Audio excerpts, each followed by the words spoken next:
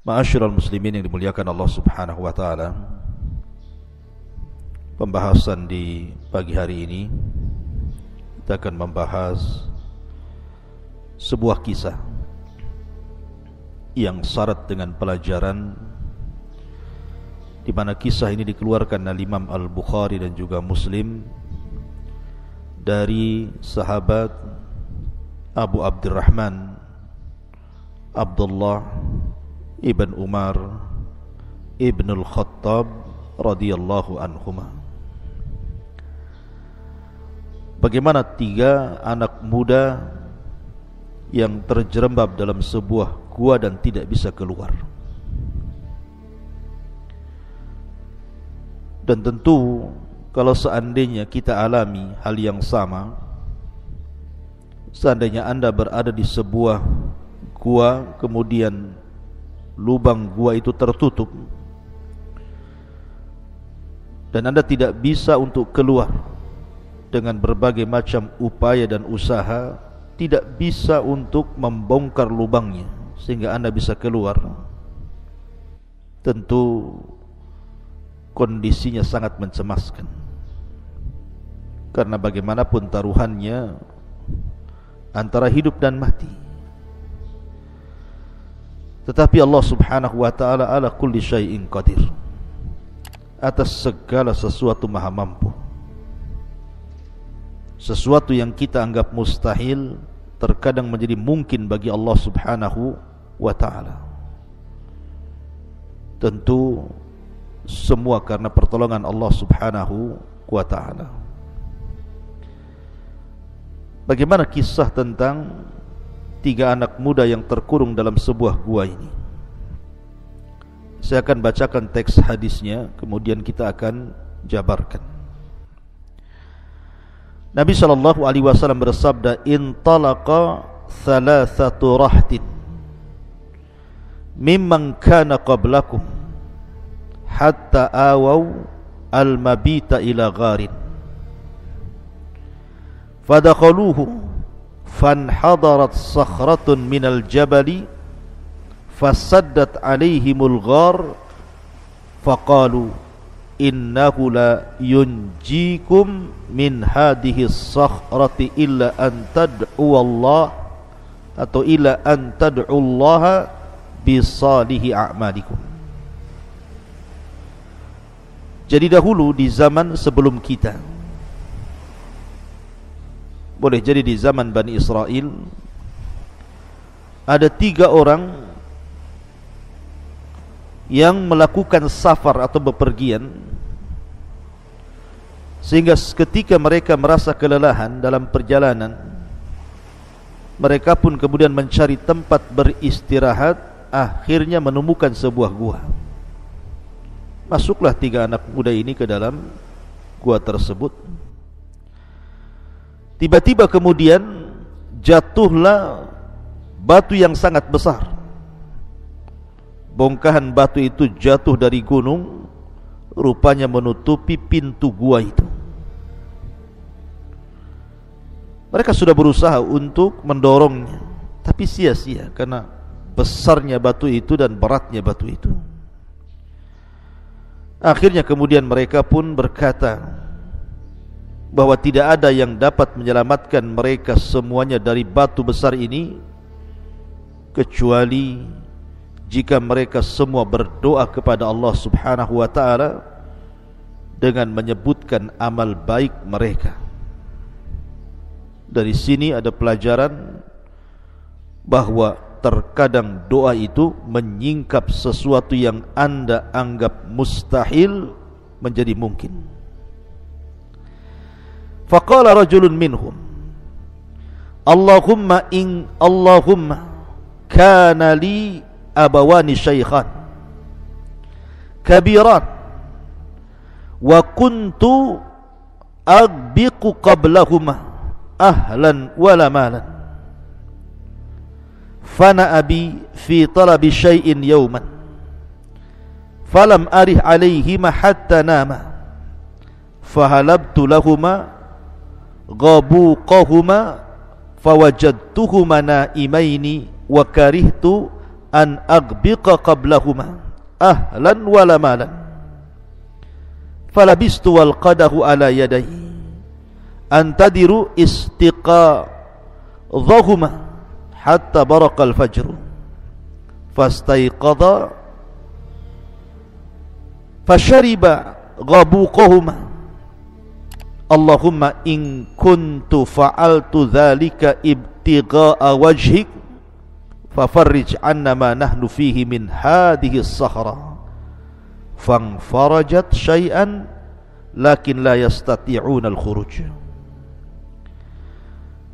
Kemudian dari 3 anak muda ini, yang satu anak muda mulai berdoa kepada Allah Subhanahu wa taala dan mengatakan, ya Rabb, ya Allah, aku mempunyai 2 orang tua yang sudah sepuh dan lanjut usia, dan aku tidak pernah memberi minum susu di malam hari kepada siapapun sebelum memberi minuman kepada keduanya, dan aku lebih mendahulukan mereka berdua daripada keluarga dan budak hartaku.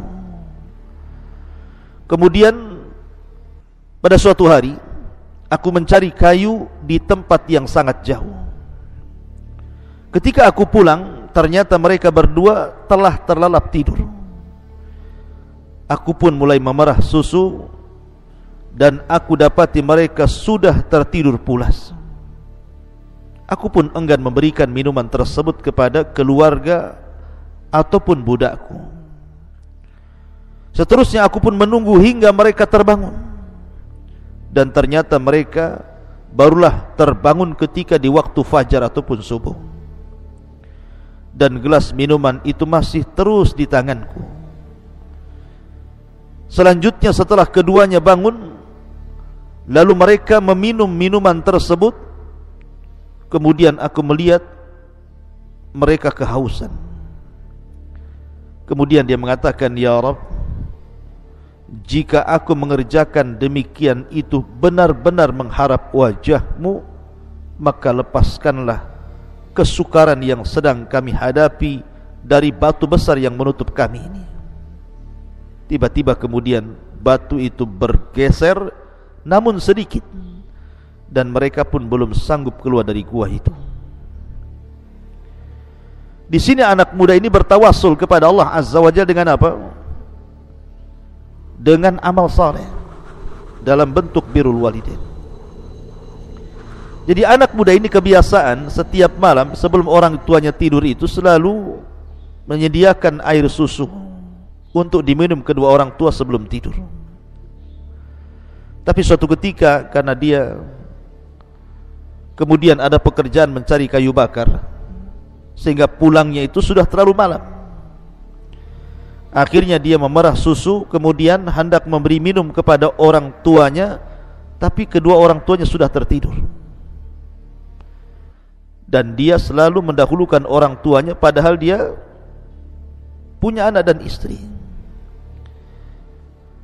Kemudian dia pun memegang gelas itu, karena dia khawatir kalau seandainya gelas itu ditaruh di sebelahnya atau ditaruh di mana dalam kamar itu, dikhawatirkan orang tuanya tidak tahu atau mungkin tersenggol kemudian jatuh. Maka dipegangnya gelas yang berisi air susu itu menunggu kedua orang tuanya terbangun. Setelah kemudian ditunggunya, rupanya tidak bangun-bangun kecuali sampai waktu subuh.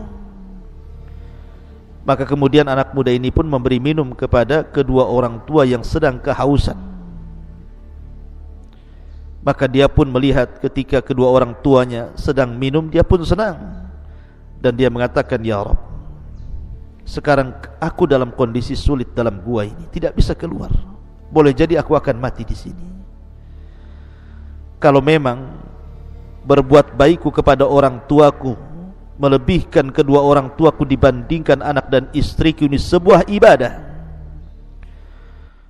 mengharap wajah-Mu ya Rabb, maka lepaskanlah kesulitanku, keluarkan aku dalam gua ini.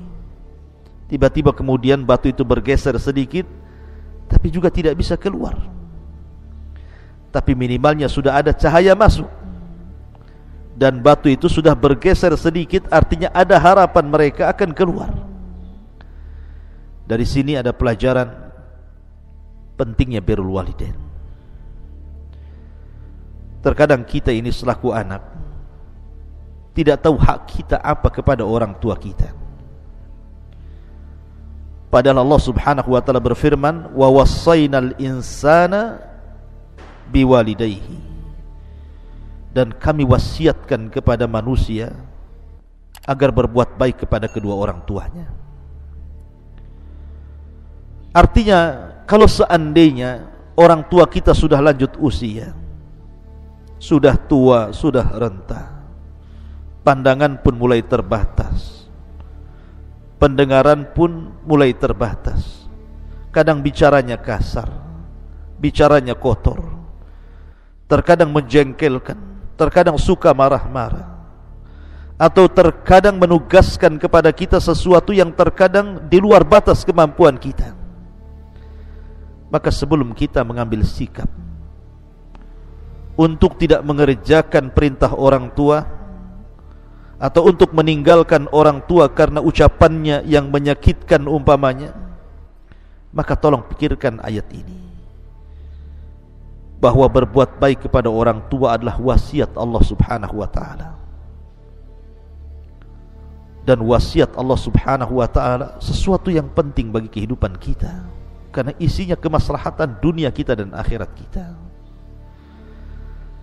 Karena terkadang anak-anak di zaman sekarang ini mereka tidak paham apa itu birrul walidain. Terkadang mereka melawan. Ketika orang tua bicara, kita putus pula pembicaraan orang tua. Ketika orang tua punya ide, kita gagalkan pula idenya. Ketika orang tua marah-marah, kita pula lebih marah daripada orang tua kita. Ketika orang tua kemudian menjengkelkan, terkadang kita meninggalkannya, bukan menghiburnya.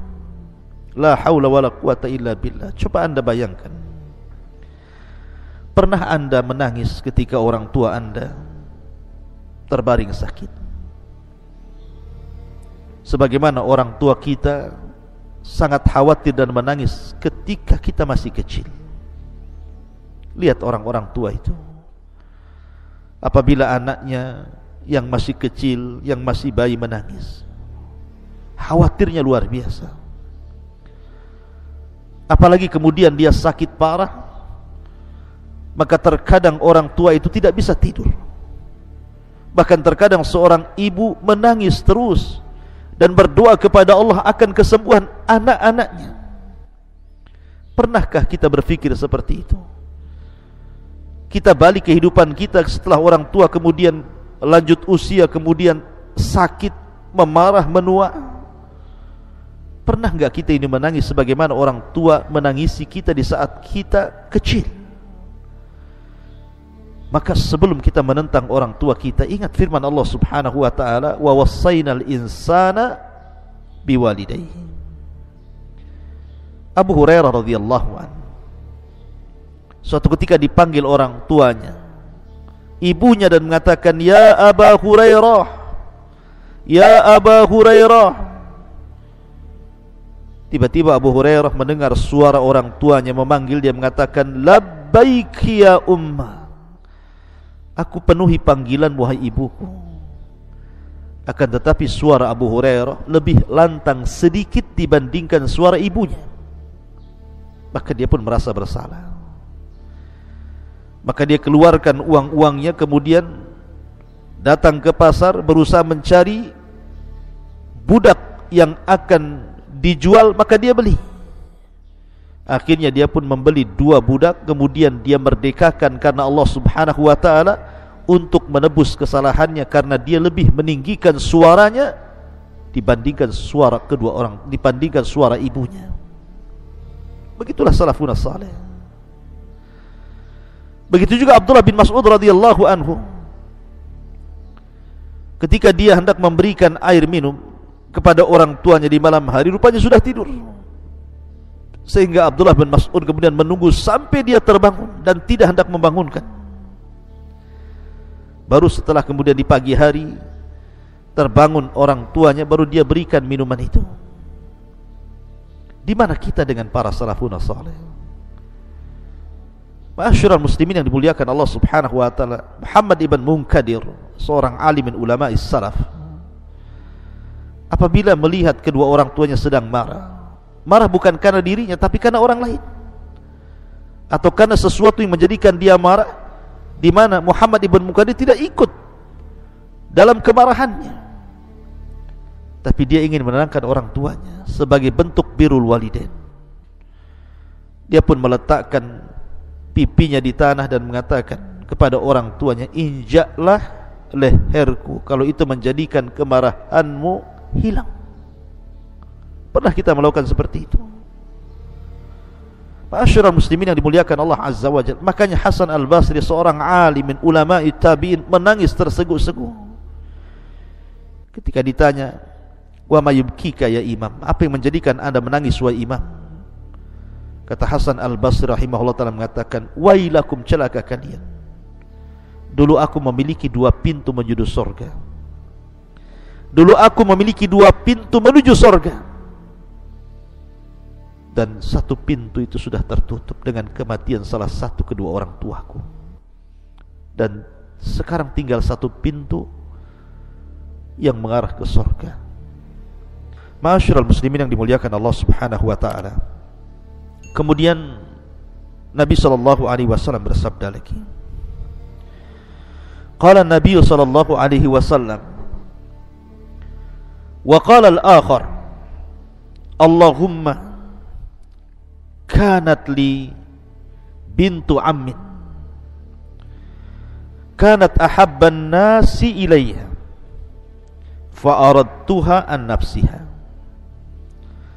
famtana'at minni hatta alammat biha sanatun minas sinin faja'atni fa'ataituha 20 wa 100 dinar ala an tukhalliya al-wuqu' 'alayha, an tukhalliya baini wa baina nafsiha. Fafa'alat hatta idza qadartu 'alayha qalat la uhillu laka an tafuddal khatama illa bihaqqihi. Fataharrajtu minal wuqu'i 'alayha fansaraftu anha wa hiya ahabbun nas ilayya wa taraktu adh-dhahaba alladhi a'taytuha. Allahumma in kuntu fa'altu dhalika ibtigha'a wajhik fafruj 'anna ma nahnu fi. Fanfarajatis sakhratu ghaira annahum la yastati'una al-khuruja minha.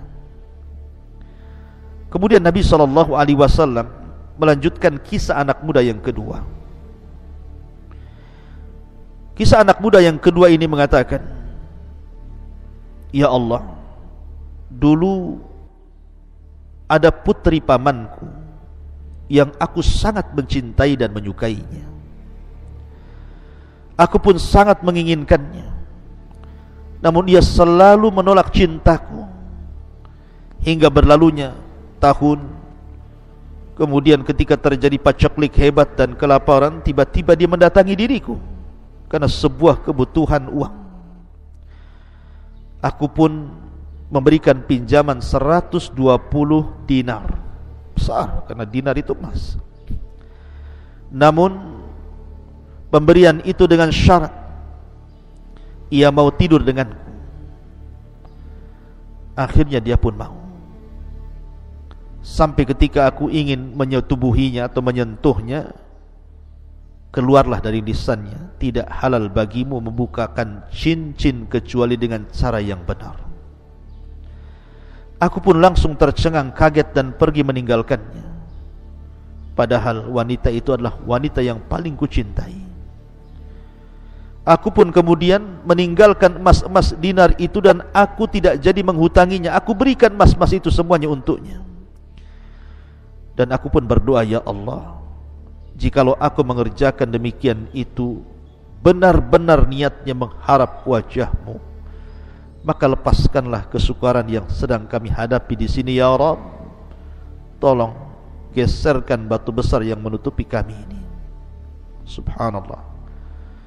Tiba-tiba kemudian batu itu menggelinding, bergeser sedikit, namun juga tidak bisa keluar, karena belum cukup untuk badan mereka keluar dari gua itu. Tapi minimalnya semakin membesar lubang gua itu, semakin cahaya banyak yang masuk ke dalamnya. Lah laki-laki ini bertawasul kepada Allah Subhanahu wa ta'ala dengan amal solehnya, di mana dia menjaga kehormatannya untuk terhindar dari perzinahan. Dan Nabi SAW bersabda, sab'atun yudhilluhumullahu fi dhillihi yawma la dhilla illa dhilluh. Ada 7 kelompok yang akan mendapatkan naungan arsy Allah di hari yang tidak ada naungan kecuali naungannya.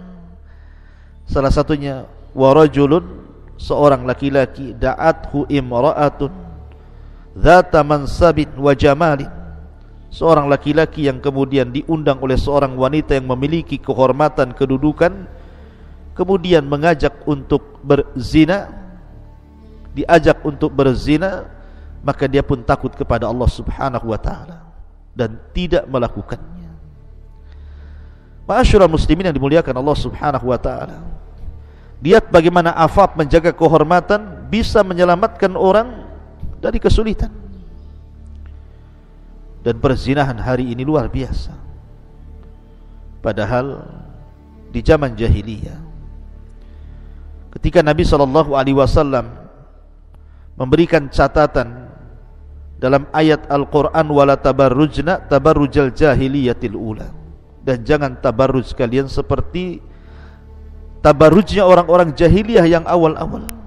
Ada yang mentafsirkan bentuk tabarruj orang-orang jahiliyah itu hanya membuka jilbab depannya sehingga rambut depannya nampak, kemudian menggunakan kalung di kakinya sehingga kalau berjalan itu bersuara.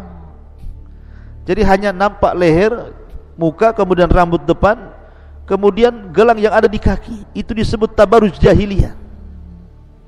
Lihat wanita sekarang. Makanya Nabi SAW wajar mengatakan bahwa simfani min ahlin nar, ada 2 kelompok termasuk penduduk neraka. Salah satunya adalah seorang wanita yang bersolek, kemudian melenggak-lenggok badannya seperti punuk unta, menggoda laki-laki. Ma'asyiral muslimin, Nabi SAW mengatakan dulu di zaman jahiliyah yang sejahiliyah-jahiliyahnya saja tidak ada wanita seperti ini. Tapi di zaman sekarang melebihi di atas jahiliyah di zaman jahiliyah dulu. Wanita-wanita sekarang justru menebar fitnah dan godaan kepada laki-laki, sehingga akhirnya terjerumus kepada perzinahan. Bahkan tempat-tempat perzinahan itu di zaman sekarang justru ada tempat khusus, terkadang disahkan pula oleh pemerintah supaya orang berzina di situ. Ma'asyiral muslimin yang dimuliakan Allah Subhanahu wa ta'ala, padahal dalam pelajaran dalam kisah anak muda yang kedua ini, dia berusaha untuk keluar dari gua itu, kemudian bertawassul dengan kehormatannya, dan Allah kabulkan.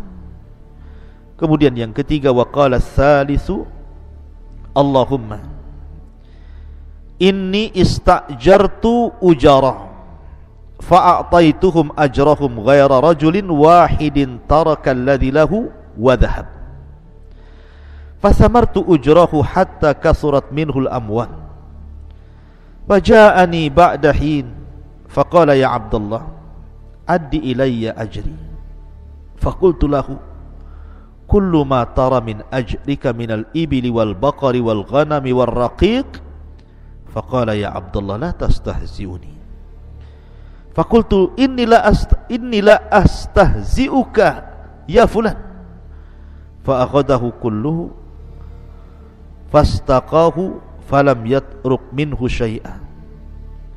Allahumma in kuntu fa'altu dzalika ibtigha'a wajhik fafruj 'anna ma nahnu fihi farajatis sakhratu fa kharaju yamshun.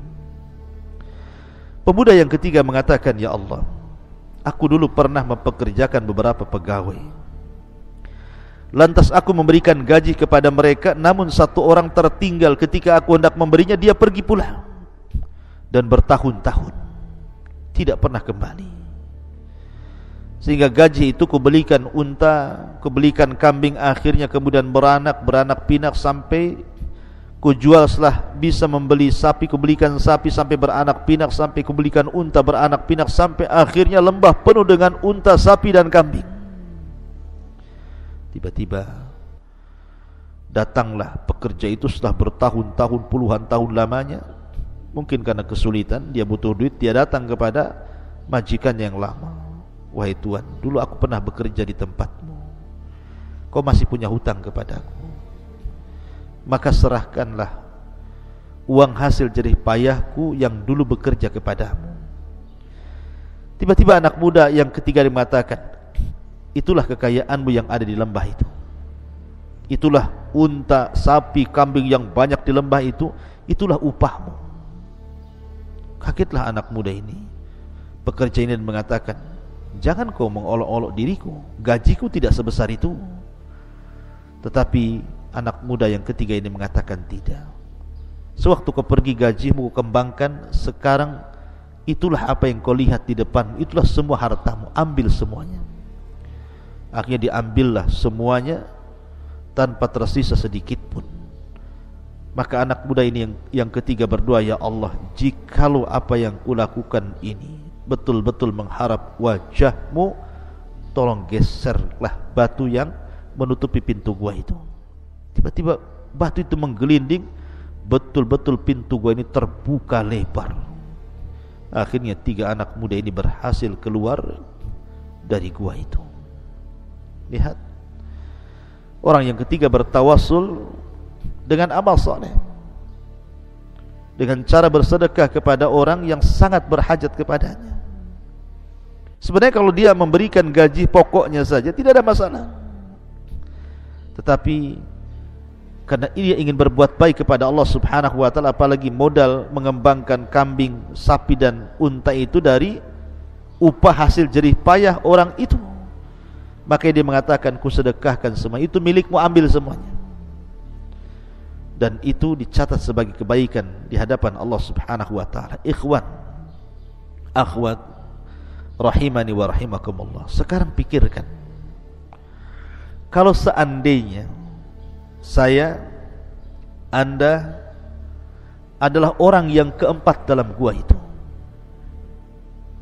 seandainya kita adalah orang yang keempat, kelima, keenam yang terdapat dalam gua itu dan tidak bisa keluar, kira-kira Anda akan bertawassul dengan apa?